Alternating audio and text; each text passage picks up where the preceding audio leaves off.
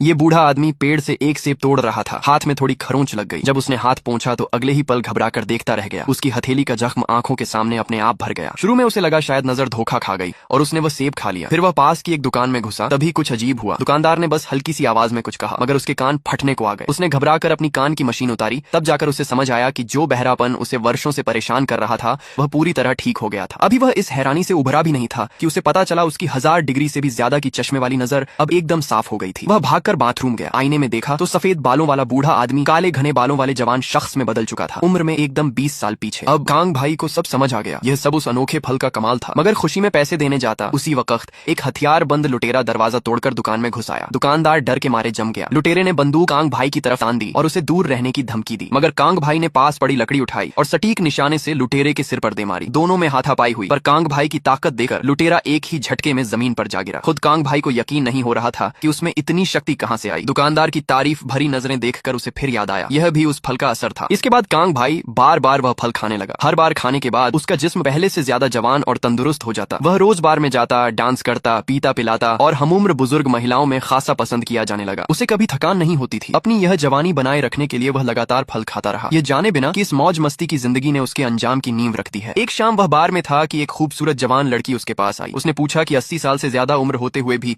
इतनी ताजगी और ताकत का राज क्या है। कांग भाई बताने ही वाला था कि उसका शरीर अचानक जोर से कांपने लगा। 1 मिनट से भी कम वक्त में उसका जवान और तंदुरुस्त जिस्म फिर से बूढ़ा और कमजोर हो गया। घबराया हुआ वह बाथरूम की तरफ भागा। पूरे बदन में असहनीय दर्द था। आईने में झुर्रियों से भरा थका हुआ बूढ़ा चेहरा देखकर वह टूट गया। उसने फौरन अपना थैला खोला, पर उसमें फल नहीं था। सिर्फ एक सूखी मुरझाई गुठली बची थी। आखिरी उम्मीद में उसने वह गुठली मुंह में डाल ली, पर बुढ़ापे से ढीले पड़ चुके दांत उसे चबा नहीं पाए। दर्द और बढ़ गया और वह वहीं फर्श पर ढेर हो गया। उठने की ताकत भी नहीं बची। तभी वह लड़की बाथरूम में आई। उसके चेहरे पर हैरानी नहीं थी, जैसे उसे सब पहले से पता था। वह उसे उस पेड़ के पास ले गई जहाँ से कांग भाई फल तोड़ा करता था। अब वह पेड़ पूरी तरह सूख चुका था, एक भी फल नहीं बचा था। तब लड़की ने पूरी सच्चाई बताई। वह फल इंसान को सच में जवान नहीं करता था। जो जवानी मिलती थी वह दरअसल इंसान की बची हुई उम्र को पहले ही खींचकर इस्तेमाल कर लेता था। कांग भाई ने जितना मजा किया उतनी अपनी जिंदगी के साल खर्च कर दिए। लालच में डूबे कांग भाई ने अपनी ख्वाहिशों की कीमत अपनी जान देकर चुकाई। और इसी के साथ कहानी यहाँ खत्म होती है।